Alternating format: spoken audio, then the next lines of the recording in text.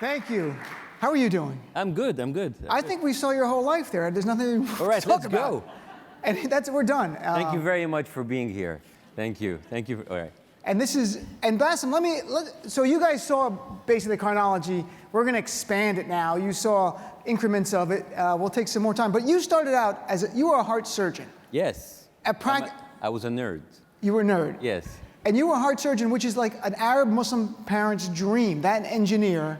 Well, we are two brothers. I'm a cardiac surgeon, and my brother was an engineer. So if you had a third one who was a dentist, that would be like almost a Jewish family, but we are not. The fact that actually to leave that to do comedy would prove that we're not Jewish. But the way it all started, basically, that in 2010 I was preparing to leave the country. I was very frustrated with how the medical system were. I did all my American exams. I got accepted to go to Cleveland, which tells you how desperate you are to leave the country if you're going to Cleveland. I'm very sorry. I mean, even LeBron James left. Come on. Anyway, but he's back. So anyway, at that time, a friend of mine, Tahrir, he said he had an idea to create this platform on the internet. In 2010, there was absolutely no Arabic original content on YouTube. So we were the first one. He said, like, put your video out there, and we will invite more talents. But you had never done comedy before this. No, so I mean, why did he think you'd be interested in doing comedy? Because I didn't cost him anything. I was his friend. I mean, it was cheap. So you just happened to be there. Like, this could have been anybody. He said, I'm going to put a camera on you, and you do it. And the idea that we didn't think about that comedy in the beginning. We thought of doing other shows. But when the revolution came, he said, like, I want you to do something that is political. I said, like, I'm going to do Jon Stewart. It's like, who the hell is that? That's like, I'm going to do it, and don't worry. But how did you know Jon? You were in Egypt. How did you know Jon Stewart? Because I was coming into trips I frequently visit the States, and I saw one of his shows in 2002, and I said, like, who's that? And I had to come back and study what is a Republican, what is a Democrat, what the hell is Fox News, to understand what he was talking about. So I became addicted to his show for all of these years. So when the chance and I had the camera, what I did was doing Jon Stewart, because it was really fitting at that time. We were just out of the revolution. Right. And if you're living in Egypt at that time, we didn't have really a revolution. It was a conspiracy. Of course, like, everybody was conspiring about Egypt. It was like Hamas, Hezbollah, Mossad, America, Iran, all together trying to bring down the country.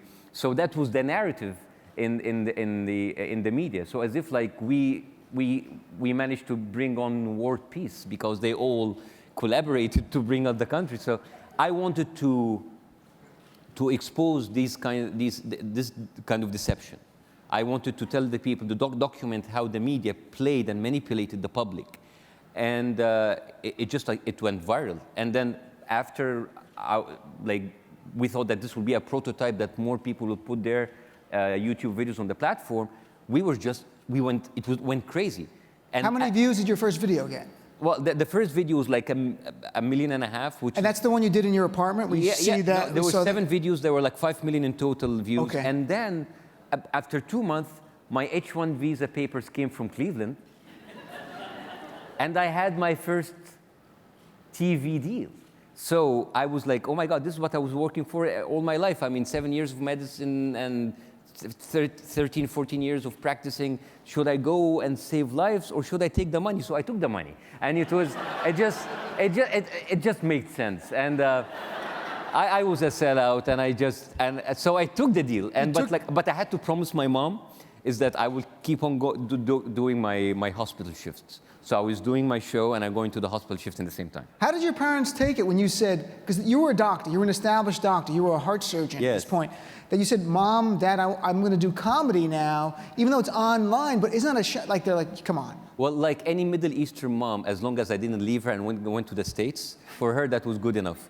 But again, I was still a doctor, even by name. But the challenge just came, and they were harder, because now I was in charge of a television show, and then we did the live theater. That was the challenge on the technical side. The challenge on the political side was something else, because now you're up. How can you like people were not used to be like right up front against authority, especially if this authority came from either a religious background or a military background. That is a big no-no. That's like a huge taboo. And that's why we were never liked by authority. We were liked by the people, but not really by authority. Because comedy is subversive inherently. You're questioning the powers that be, and yes. No powers that be like to be mocked. And yeah, this is very poetic, but like in reality, they really kick your ass if you do that. But that's because you got arrested. Now, I interviewed Jon Stewart, and I asked him, "Do you think your comedy has had an impact on the issues of the day?" And he said no, and I thought he was being humble, and I pushed him and I asked him further questions, and he ticked off issues that he was very concerned about and said, "Nothing has moved. I have not moved the needle on these issues."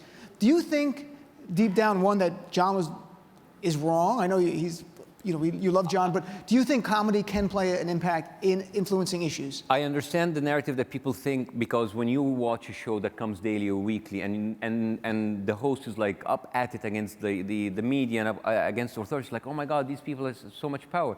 But at the end of the day, satire and comedy, and as painful as this sounds, it really doesn't change anything. What it does, it brings more people to the table that might otherwise not be interested in these political issues. So if someone who doesn't understand anything about the budget or gun control, he would actually listen to a comedian or a satirist discussing this. But at the end of the day, it's up to the people to make the change. If the people just like stay there every week or every day, just laughing their heads off and just like leave doing this thing without actually doing anything, then so in this case, Jon is quite right.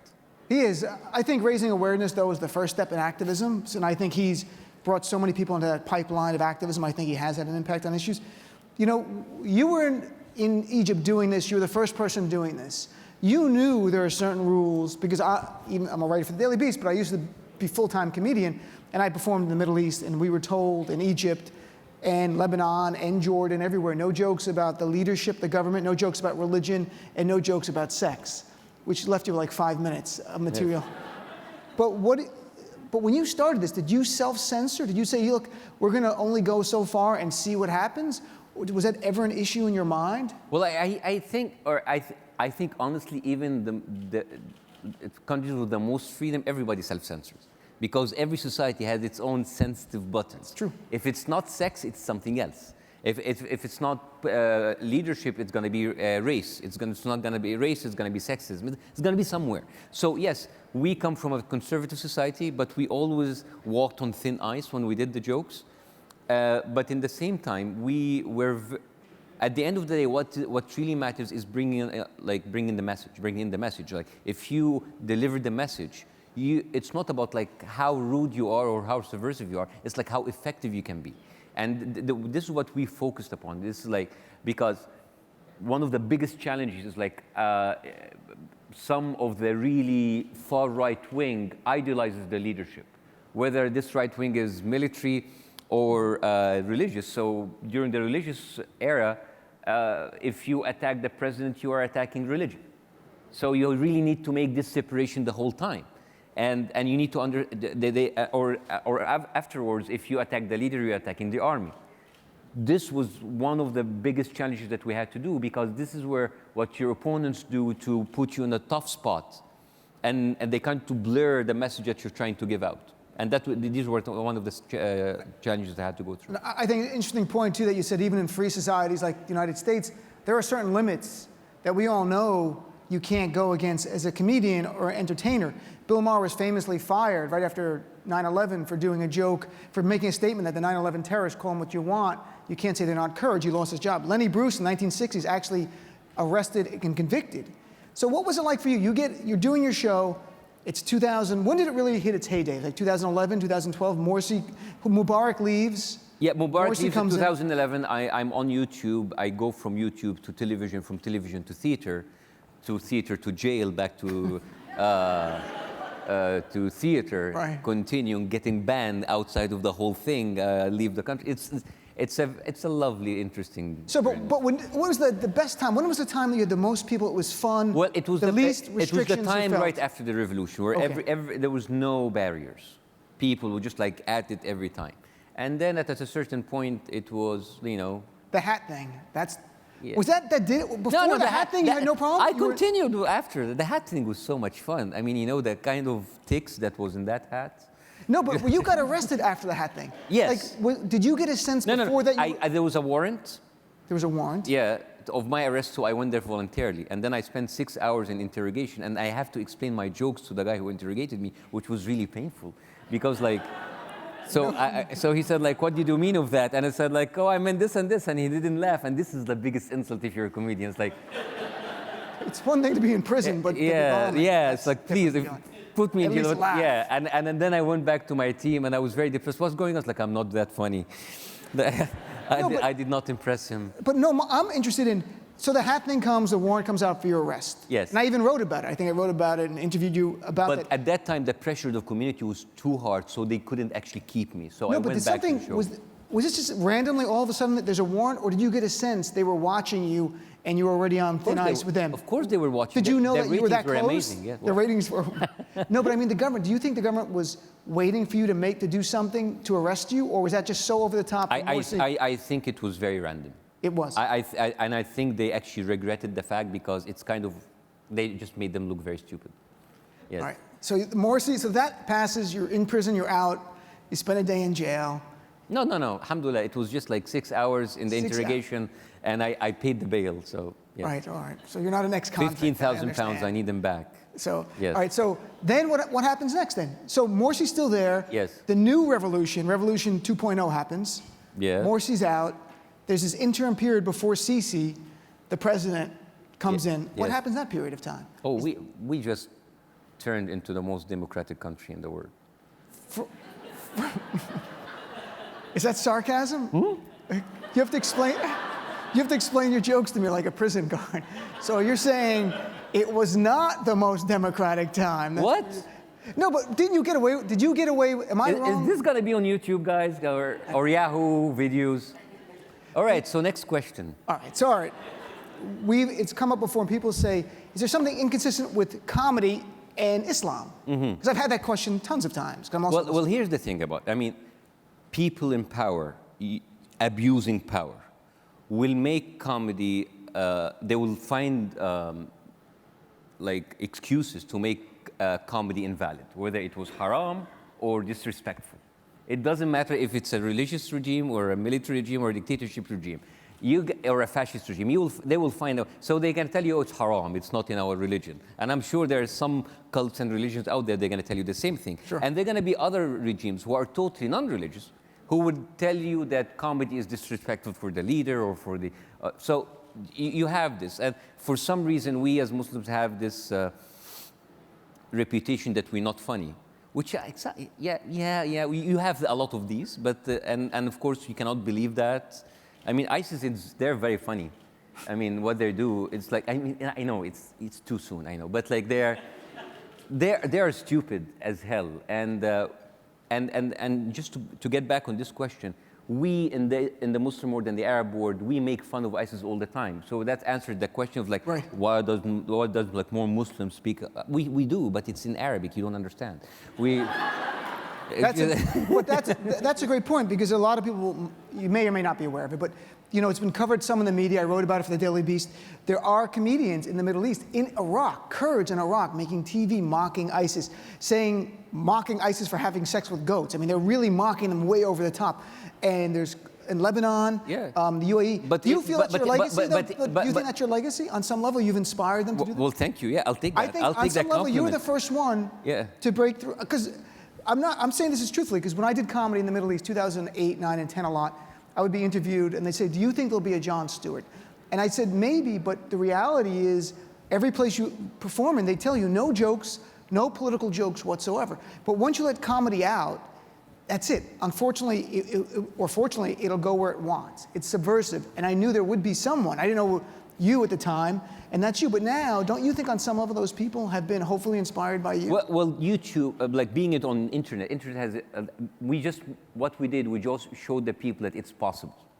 And this is why I want to continue doing that. So when people tell me what you want to do, so I tell them, you know, it's very difficult for us to go back on the show and do television, do it on mainstream, but there's always YouTube, and it's not about me going back.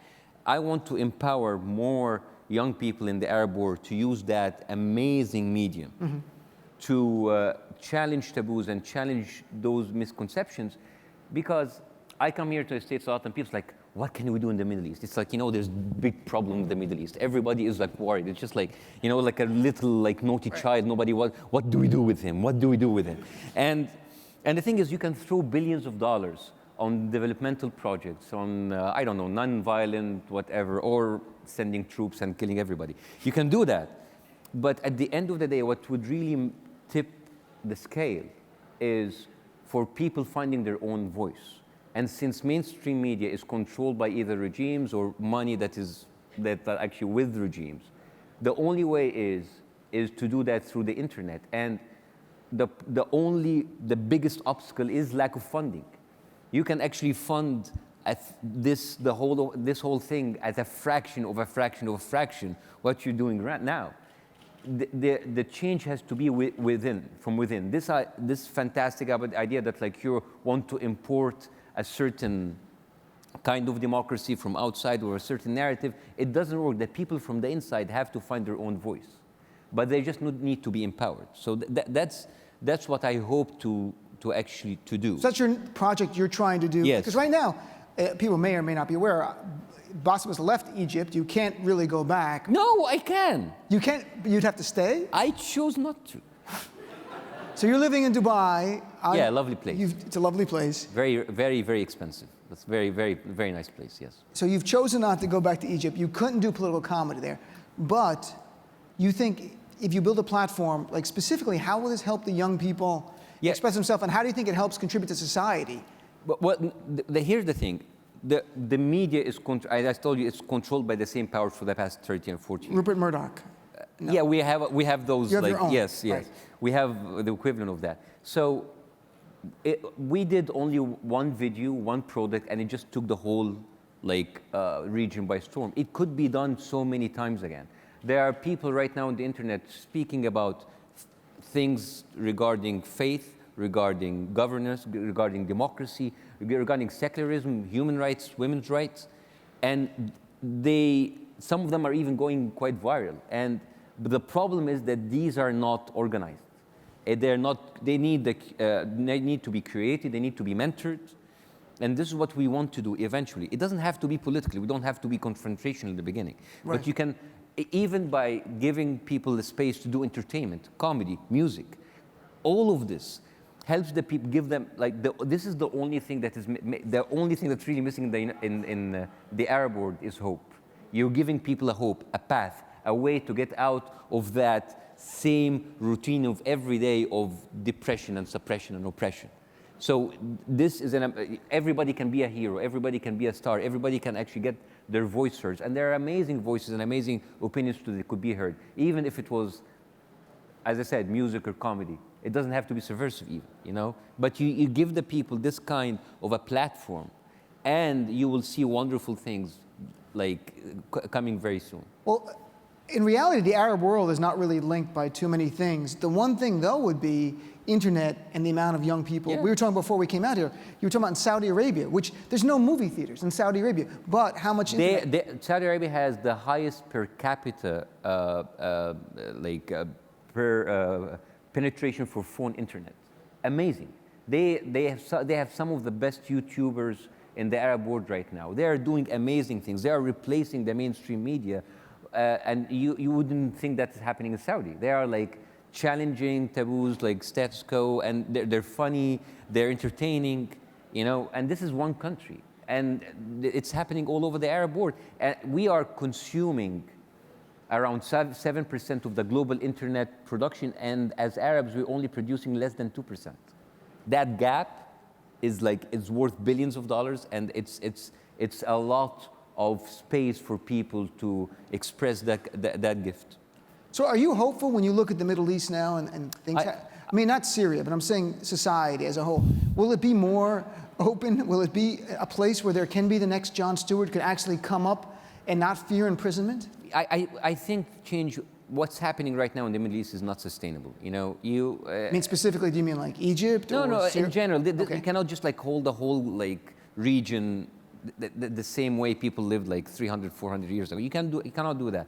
But like, I mean, look at Europe the last century, they were killing each other because of, over who's had the best race. And then 100 years before that, they were killing each other, who's had the best god. So we kind of like, we're going through that. I mean, hopefully we're gonna just like pass through, or like, at the end of the day, like, history will not give any exception. Like we need to learn, and we're gonna need to learn from our own mistakes. So you're optimistic somehow in that answer. Like, I'm not sure. Like that you Let's call it that. Yes. That you're gonna leave it like that. You're gonna. So what do you? So right now you're in Dubai. You're not doing any political comedy because it's still problematic. If you were. Yes. So what is your next project? A platform you're speaking of, or it's something else? There's two things I'm working on. There's the platform that back there in the Middle East, and I hope that we can get that moving. And there is something here that I'm hopeful that I can do with the Arabs in America. You see, Arabs might be the only subculture that's not really represented in the media or in Hollywood, unless you're a terrorist or a taxi driver. And the thing is, this could change. This actually had to change. If you see all the subculture before them, they actually went there and got their spot.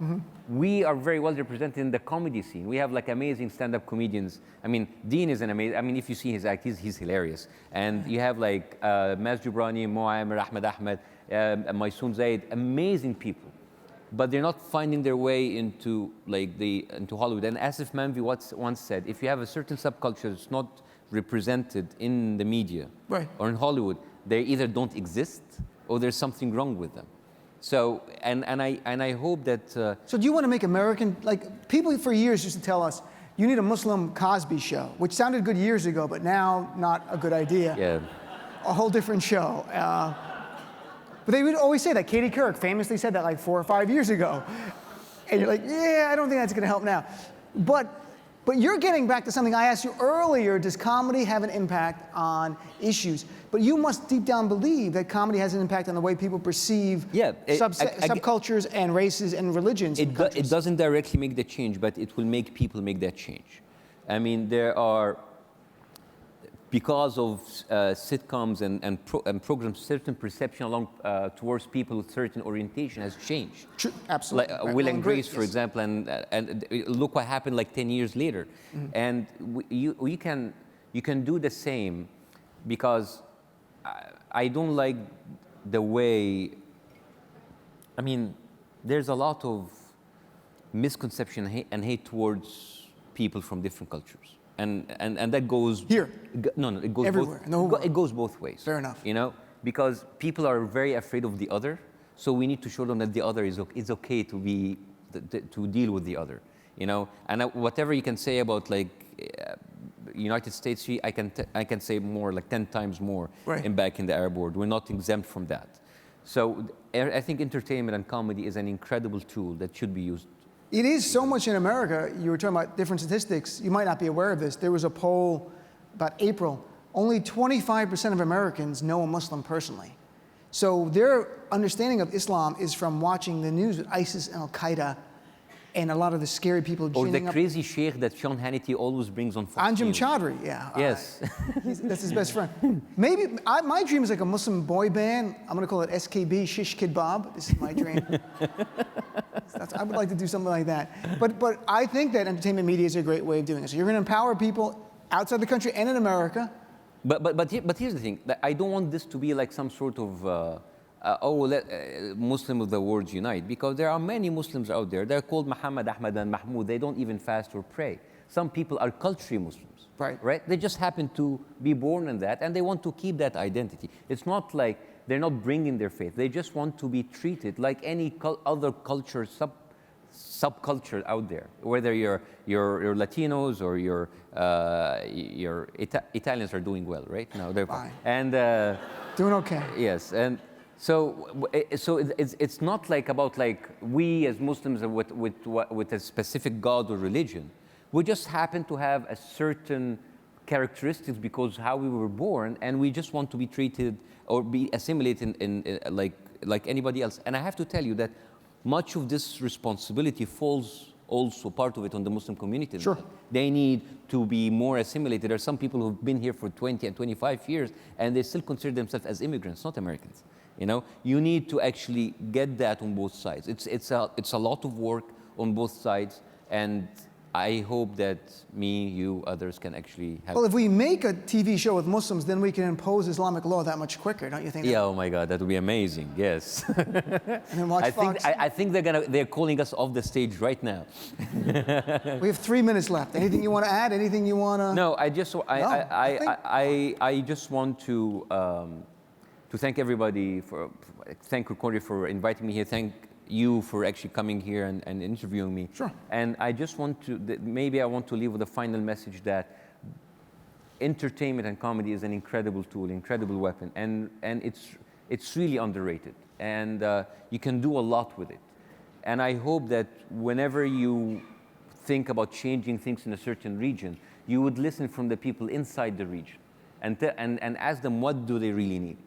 And and one more thing, I hope that, I know there's a lot of fear and insecurity in the world, but like, the solution is not by putting more security and putting more repression in order to get rid of a certain political direction, because at the end of the day, they all lead to the same thing, which is extremism, fundamentalism. Extremism can come in all shapes or form, whether they were wearing a beard or wearing a military cap.